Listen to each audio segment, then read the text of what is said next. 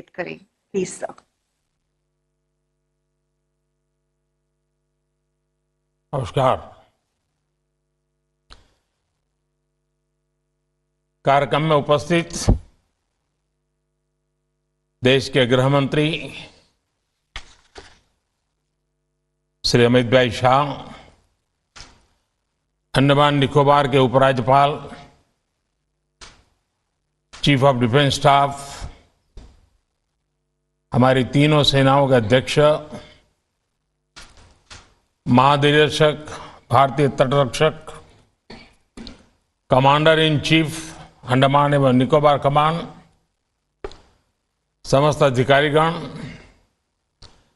परमवीर चक्र विजेता वीर जवानों के परिवारों के सदस्यगण,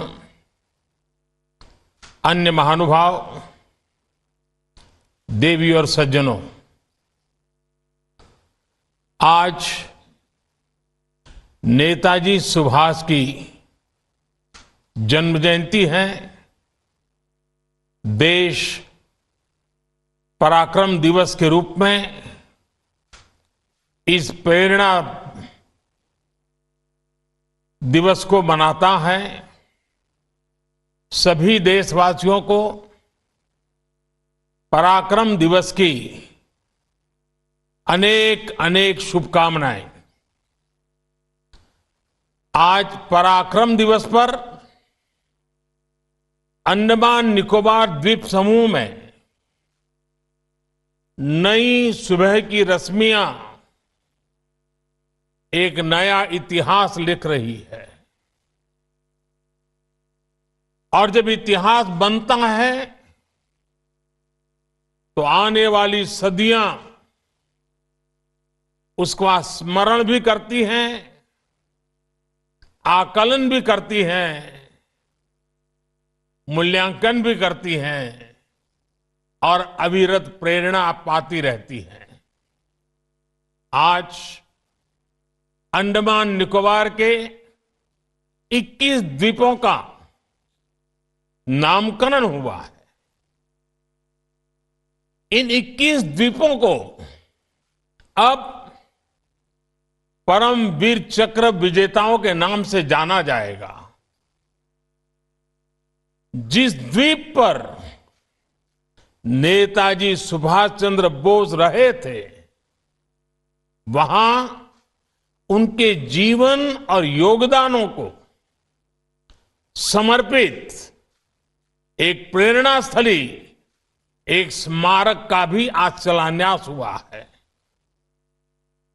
आज के इस दिन को आजादी के अमृत काल के एक महत्वपूर्ण अध्याय के रूप में आने वाली पीढ़ियां याद करेगी। नेताजी का स्मारक शहीदों और वीर जवानों के नाम पर यह द्वीप हमारे युवाओं के लिए, आने वाली पीढ़ियों के लिए एक चिरंतर प्रेरणा का स्थल बनेंगे। मैं अंडमान निकोबार द्वीप समूह के लोगों को और सभी देशवासियों को इसके लिए बहुत बहुत बधाई देता हूं। मैं नेताजी सुभाष और परमवीर चक्र विजेता योद्धाओं को श्रद्धापूर्वक नमन करता हूं। भाई और बहनों, अंडमान की ये धरती वो भूमि है जिसके आसमान में पहली बार मुक्त तिरंगा फहरा था। इस धरती पर पहली आजाद भारतीय सरकार का गठन हुआ था। इस सब के साथ अंडमान की इसी धरती पर वीर सावरकर और उनके जैसे अनगिनत वीरों ने देश के लिए तप, तितिक्षा और बलिदानों की पराकाष्ठा को छुआ था। सेल्युलर जेल की कोठरियां, उस दीवार पे जड़ी हुई हर चीज आज भी अप्रतिम पीड़ा के साथ साथ उस अभूतपूर्व जज्बे के स्वर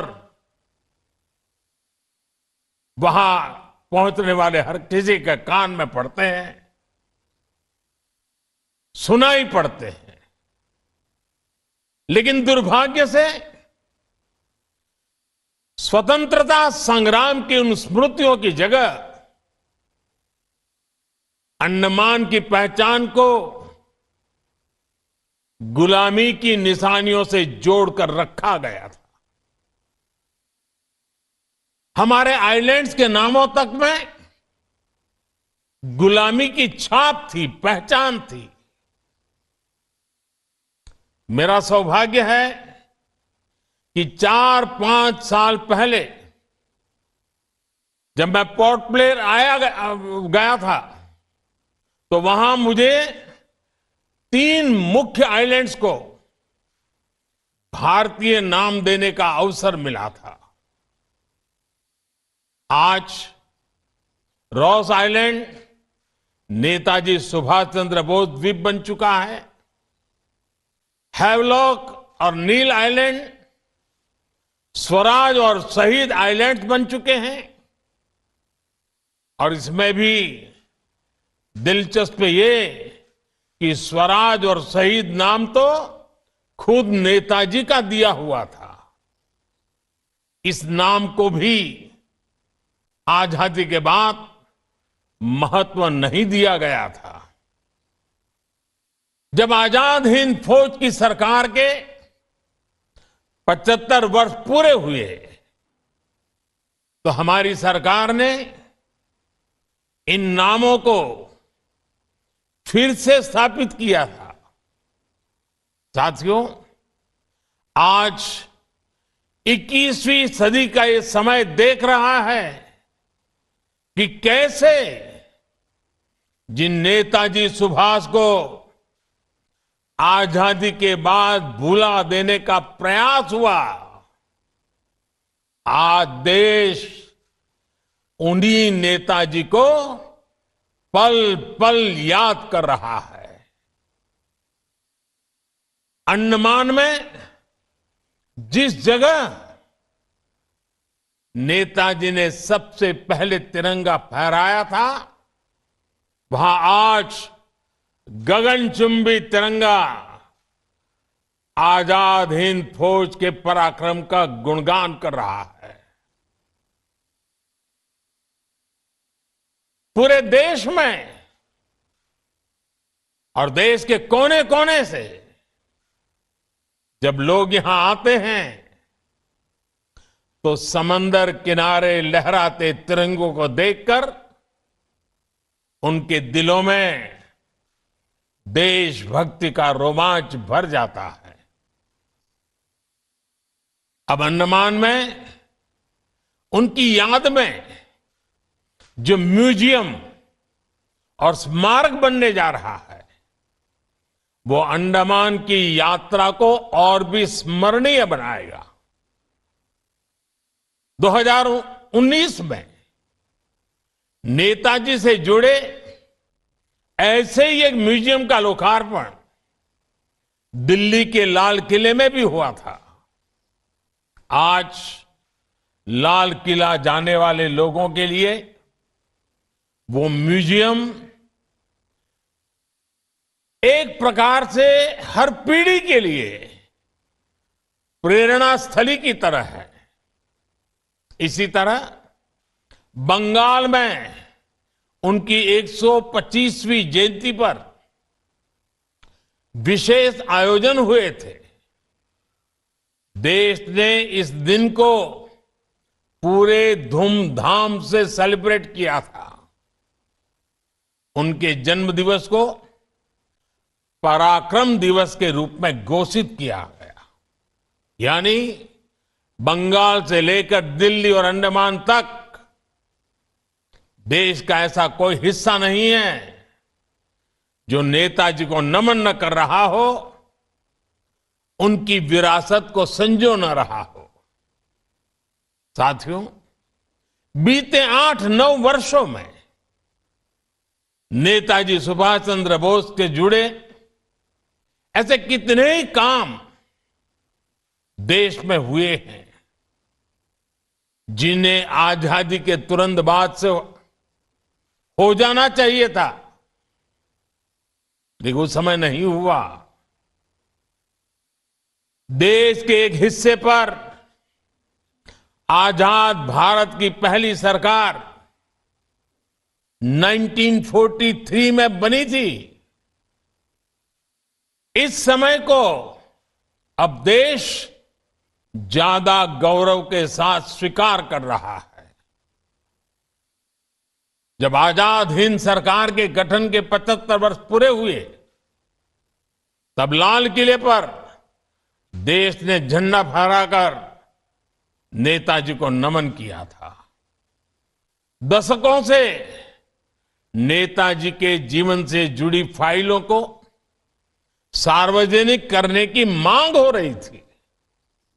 ये काम भी देश ने पूरी श्रद्धा के साथ आगे बढ़ाया। आज हमारी लोकतांत्रिक संस्थाओं के सामने कर्तव्य पथ पर भी नेताजी बोस की भव्य प्रतिमा हमें हमारे कर्तव्यों की याद दिला रही है। मैं समझता हूं ये काम देश हित में बहुत पहले हो जाने चाहिए थे, क्योंकि जिन देशों ने अपने नायक नायिकाओं को समय रहते जनमानस से जोड़ा, साझे और समर्थ आदर्श गढ़े, वो विकास और राष्ट्र निर्माण के दौर में बहुत आगे गए।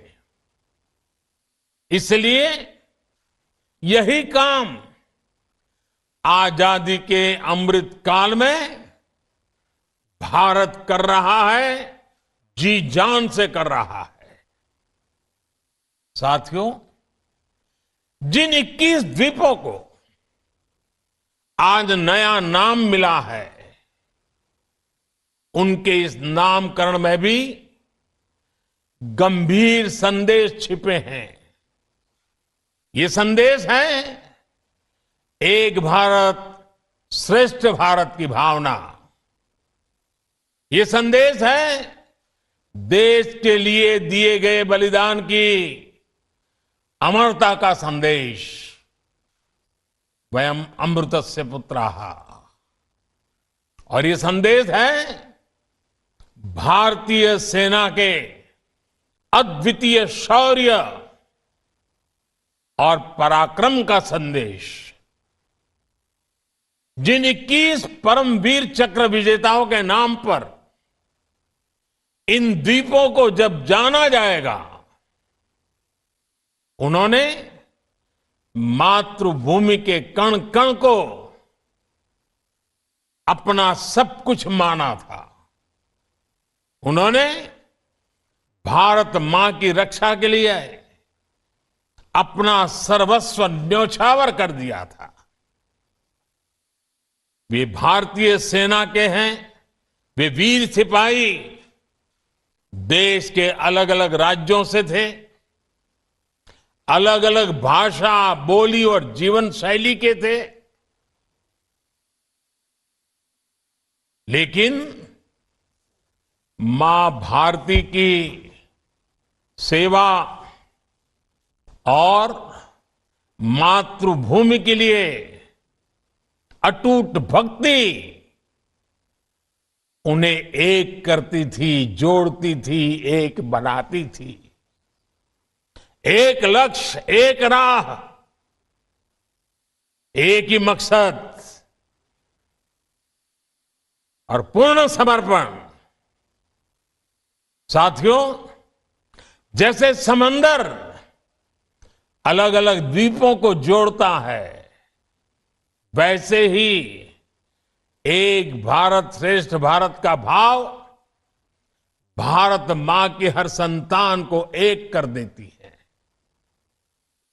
मेजर सोमनाथ शर्मा, पीरू सिंह, मेजर शैतान सिंह से लेकर कैप्टन मनोज पांडे, सूबेदार जोगिंदर सिंह और लांस नायक अल्बर्ट एक्का तक, वीर अब्दुल हमीद और मेजर रामास्वामी परमेश्वरन से लेकर सभी 21 परमवीर, सबके लिए एक ही संकल्प था, राष्ट्र सर्वप्रथम, इंडिया फर्स्ट। उनका यह संकल्प जब इन द्वीपों के नाम से हमेशा के लिए अमर हो गया है। करगिल युद्ध में ये दिल मांगे मोर का विजय घोष करने वाले कैप्टन विक्रम, इनके नाम पर अंडमान में एक पहाड़ी भी समर्पित की जा रही है। भाई और बहनों, अंडमान निकोबार के द्वीपों का यह नामकरण उन परमवीर चक्र विजेताओं का सम्मान तो है ही, साथ ही भारतीय सेनाओं का भी सम्मान है। पूरब से पश्चिम, उत्तर से दक्षिण, दूर सुदूर, समंदर हो या पहाड़, इलाका निर्जन हो या दुर्गम, देश की सेनाएं देश के कण कण की रक्षा में तैनात रहती है। आजादी के तुरंत बाद से ही हमारी सेनाओं को युद्धों का सामना करना पड़ा। हर मौके पर, हर मोर्चे पर हमारी सेनाओं ने अपने शौर्य को सिद्ध किया है। ये देश का कर्तव्य था कि राष्ट्र रक्षा इन अभियानों में स्वयं को समर्पित करने वाले जवानों को, सेना के योगदानों को व्यापक स्तर पर पहचान दी जाए। आज देश उस कर्तव्य को, उस जिम्मेदारी को पूरे करने का हर कोशिश प्रयास कर रहा है। आज जवानों और सेनाओं के नाम से देश को पहचान दी जा रही है। साथियों, अंडमान एक ऐसी धरती है जहां पानी, प्रकृति, पर्यावरण, पुरुषार्थ, पराक्रम, परंपरा, पर्यटन, प्रबोधन और प्रेरणा सब कुछ है। देश में ऐसा कौन होगा जिसका मन अंडमान आने का नहीं करता है। अंडमान का सामर्थ्य बहुत बड़ा है। यहां पर अथाह अवसर है। हमें इन अवसरों को पहचानना है। हमें इस सामर्थ्य को जानना है। बीते 8 वर्षों में देश ने इस दिशा में लगातार प्रयास किए हैं। कोरोना के झटकों के बाद भी पर्यटन क्षेत्र में अब इन प्रयासों के परिणाम दिखाई देने लगे हैं। 2014 में देश भर से जितने पर्यटक अंडमान आते थे, 2022 में उससे करीब करीब 2 गुने लोग यहां आए हैं। यानी पर्यटकों की संख्या 2 गुनी हुई है, तो पर्यटन से जुड़े रोजगार और आय भी बढ़े हैं। इसके साथ ही एक और बड़ा बदलाव बीते वर्षों में हुआ है। पहले लोग केवल प्राकृतिक सौंदर्य के बारे में, यहां के बीचेज के बारे में सोचकर अंडमान आते थे, लेकिन अब इस पहचान को भी विस्तार मिल रहा है। अब अंडमान से जुड़े स्वाधीनता इतिहास को लेकर भी उत्सुकता बढ़ रही है। अब लोग इतिहास को जानने और जीने के लिए भी यहां आ रहे हैं। साथ ही अंडमान निकोबार के द्वीप हमारी समृद्ध आदिवासी परंपरा की धरती भी रहे हैं। अपनी विरासत पर गर्व की भावना इस परंपरा के लिए भी आकर्षण पैदा कर रही है। हम नेताजी सुभाष चंद्र बोस से जुड़ी स्मारक और सेना के शौर्य को सम्मान देशवासियों में यहां आने के लिए नई उत्सुकता पैदा करेगा। आने वाले समय में यहां पर्यटन के और भी असीम अवसर पैदा होंगे। साथियों, हमारे देश की पहले की सरकारों में खासकर विकृत वैचारिक राजनीति के कारण दशकों से जो हीन भावना और आत्मविश्वास की कमी रही, उसके कारण देश के सामर्थ्य को हमेशा अंडर एस्टिमेट किया गया। चाहे हमारे हिमालयी राज्य हो, विशेषकर पूर्वोत्तर के राज्य हो, या फिर अंडमान निकोबार जैसे समुद्री द्वीप क्षेत्र, इन्हें लेकर ये सोच रहती थी कि ये तो दूर दराज के दुर्गम और अप्रासंगिक इलाके हैं। इस सोच के कारण ऐसे क्षेत्रों की दशकों तक उपेक्षा हुई, उनके विकास को नजरअंदाज किया गया। अंडमान निकोबार द्वीप समूह इसका भी साक्षी रहा है। दुनिया में ऐसे कई देश हैं, ऐसे कई विकसित द्वीप हैं जिनका आकार हमारे अंडमान निकोबार से भी कम है, लेकिन चाहे सिंगापुर हो, मालदीव हो, सेशेल्स हो, ये देश अपने संसाधनों के सही इस्तेमाल से टूरिज्म का एक बहुत बड़ा आकर्षण का केंद्र बन गए। पूरी दुनिया से लोग इन देशों में पर्यटन और बिजनेस से जुड़ी संभावनाओं के लिए आते हैं।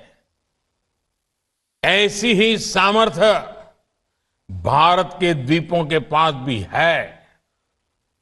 हम भी दुनिया को बहुत कुछ दे सकते हैं, लेकिन कभी पहले उस पर ध्यान नहीं दिया गया।